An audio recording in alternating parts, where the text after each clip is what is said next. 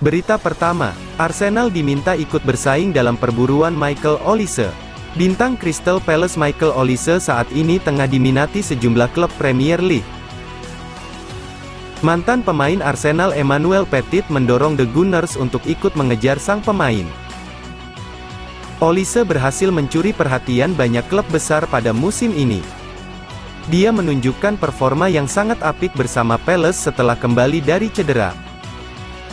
Olise mampu membuat 5 gol dari 9 penampilan di Premier League. Pemain berusia 22 tahun tersebut juga membuat 1 assist untuk timnya. Setelah tampil apik, Olise kemudian menjadi incaran sejumlah klub Premier League. Olise sudah dikaitkan dengan Manchester United dan Chelsea. Arsenal harus ikut kejar Olise. Olise bisa dibilang sekarang menjadi salah satu properti panas di bursa transfer Januari tahun 2024. Petit menyarankan mantan timnya untuk ikut mengejar Olise. Saya pikir Arsenal harus ikut dalam perburuan Michael Olise, tetapi beberapa klub akan mewaspadai kebugarannya, kata Petit kepada DAZN-Bet. Saya melihat apa yang dikatakan Roy Hodgson baru-baru ini, di mana dia membela keputusannya untuk tidak menggantikan Olise melawan Brentford. Olise telah menjalani masa pemulihan yang panjang, dan itu tergantung pada sejauh mana cederanya saat ini. Cocok di Arsenal. Petit melihat Olise sudah tampil sangat baik di Crystal Palace sejauh ini. Dia yakin Olise sangat cocok bermain di Arsenal. Saya pikir Olise tampil sangat baik di Crystal Palace sejauh ini dan ini mungkin musim terbaiknya. Dia bermain dengan percaya diri dan menjadi mimpi buruk bagi para pemain bertahan, lanjutnya. Dia baru berusia 22 tahun, dan Arsenal adalah tim yang sangat muda. Dia bisa cocok dengan sempurna dan melakukan rotasi dengan Bukayo Saka. Saya akan sangat senang jika Arsenal mendapatkannya. Berita kedua, Mikel Arteta janjikan masa depan cerah untuk pemain muda Arsenal. Musim tahun 2021 sampai tahun 2022 menjadi sorotan bagi Emile Smith-Rowe di Arsenal, tetapi cedera dan masalah kebugaran telah menghambatnya, membuatnya kesulitan mendapatkan menit bermain. Meskipun ada rivalitas dalam lini tengah, seperti Martin Odegaard, Kai Havertz, dan Fabio Vieira, Smith-Rowe telah jatuh dalam urutan pemilihan. Walau pendapat penggemar tentang hierarki gelandang ini beragam, musim ini melihatnya hanya memulai sekali dalam 6 penampilan liga. Mikel Arteta tetap yakin bahwa Smith-Rowe memiliki peran penting di tim, dikutip dari Mirror. Dengan total menit gabungan 116 menit, spekulasi telah dimulai seputar masa depan jangka panjang Smith-Rowe di London Utara.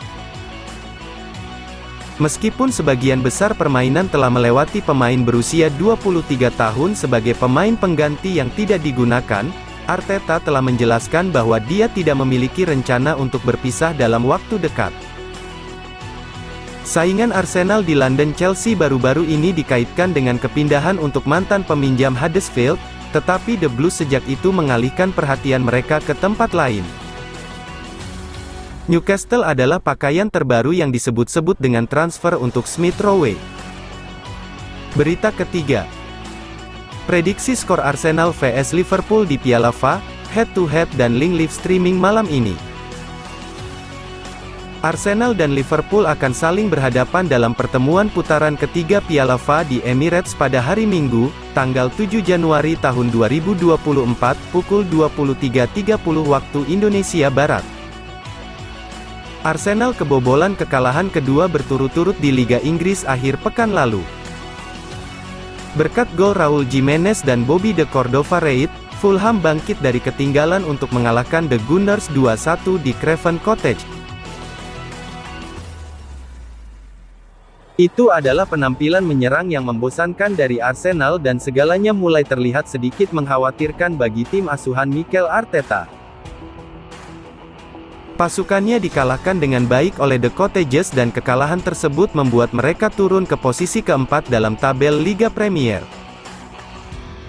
Dengan hanya 1 kemenangan dalam 6 pertandingan terakhir mereka, The Gunners akan sangat ingin menemukan inspirasi dan mengembalikan kampanye mereka ke jalur yang benar.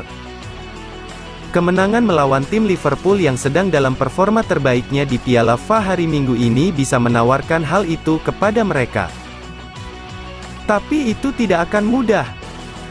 Liverpool berada dalam performa terbaiknya di paruh kedua saat mereka menang 4-2 atas Newcastle United pada akhir pekan.